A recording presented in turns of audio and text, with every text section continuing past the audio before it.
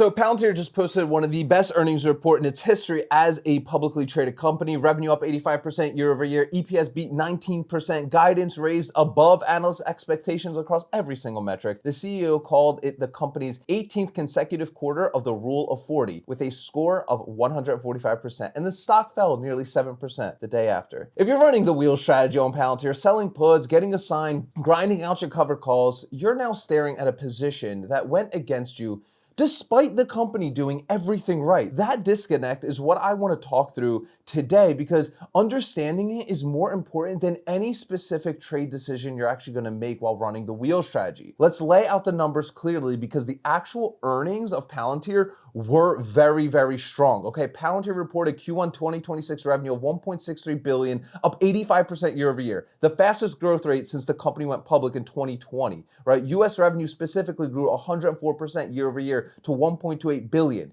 US commercial revenue, the segment the market watches most closely, grew 133% to $595 million. US government revenue grew 84% to $687 million. Net income hit $871 million, more than quadrupling from $214 million a year ago. EPS came in at 33 cents versus the 28 cents expected. The company also raised full year 2026 revenue guidance to $7.65 billion, up from the prior guide of $7.19 billion and well above the $7.27 billion consensus. And this is a beat and raise quarter on every metric that actually matters. The stock dropped from 146 to around 135 anyway. And if you look at the broader 2026 picture, Palantir is still down roughly 20% from where it started the year, having pulled back significantly from its all-time high set in late 2025. The reaction is not about the quarter. It's about the valuation those results are being measured against, okay? Here's the framework that explains what's happening with Palantir, okay? And why it specifically creates a challenge for us who running the wheel strategy, okay? Palantir has been trading at extraordinary high valuation multiple for most of the past 2 years. We can agree. The P ratio heading into this earnings report was approximately 150 times trailing earnings. The forward earnings multiple based on current expectations sits around 97 times. For context, NVIDIA, which is growing at a similar pace with similar margins, trades at roughly 44 times trailing earnings and 26 times forward. At those multiples, good, that's already priced in. Great, barely moves the needle. What the market is paying for at 97 times forward earnings is essentially perfection plus continued accelerations indefinitely. When the company delivers a blowout quarter and raises guidance, but doesn't surprise enough relative to the expectations embedded in a 97x multiple, the stock is going to decline anyway. This creates a very specific problem for running the wheel strategy. The wheel works best when you can identify a price level for assignment that you already genuinely comfortably want to hold it at. On Palantir, the question is, at what price does 33 cents in quarterly EPS make the assignment make sense? At 135 per share, you're paying roughly 100 times annualized earnings. That's the math the wheel has to work with, right? But let's talk about why the sell-off happened, despite this be a little bit more. Because the Q4 2025 earnings gives important context. Palantir delivered another strong quarter, $1.4 billion in revenue, 70% growth, EPS beat 39%. The stock dropped almost 12% the day after the release. The pattern, it's consistent. Strong results, sell-off, valuation concerns cited as the primary driver, as we know. What the market keeps repricing is the specific question. Can any growth rate, however impressive, justify valuation that is 2 to 3 times higher than the comparable enterprise software companies at similar revenue scales as Palantir? Historically, no software company has sustained a price to sales ratio above 30 for extended periods.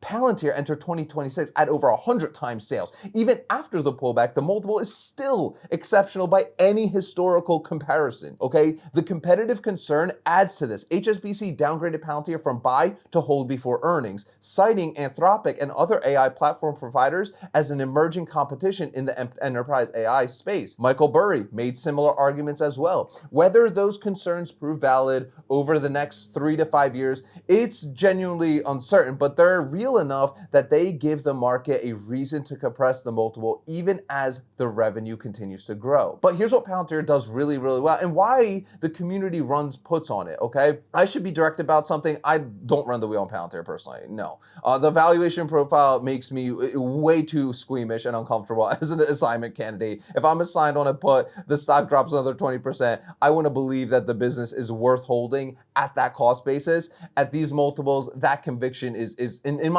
me hard to hold. But I understand why a lot of our community does run the wheel strategy and sells puts on Palantir. The IV is elevated, which means the options premium is very rich relative to the capital required. The options chains are very deep and liquid, tight bid-ask spreads, meaningful open interest across strikes and expirations. Look, from a pure premium mechanics standpoint, sure, Palantir is one of the better options trading environments in this market, if that's what you like. The judgment call is whether the premium adequately compensates for the downside scenario. Palantir has already declined significantly from its highs. A return to 50 to 60 times forward earnings, which would still be historically elevated multiple, implies significantly lower share price from here.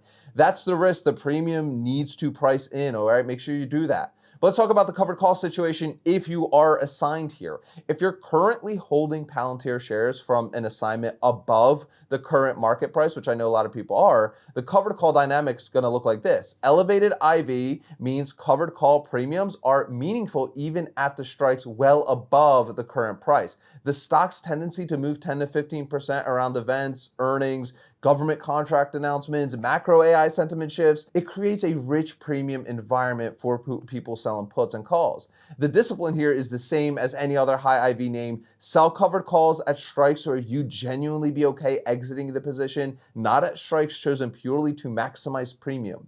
On a stock trading at 135, a covered call at 145 or 150 generates some nice income and gives the position room to recover. A call at 138 might generate slightly more premium, but really capture recovery potential at a level that may not even get you back to break even if you were assigned at a higher price. Palantir is genuinely an exceptional business. I'll be the first to tell you. 85% revenue growth, rising margins, a government data intelligence mode that literally competitors cannot replicate overnight, and a commercial AI platform that is clearly resonating with enterprise customers.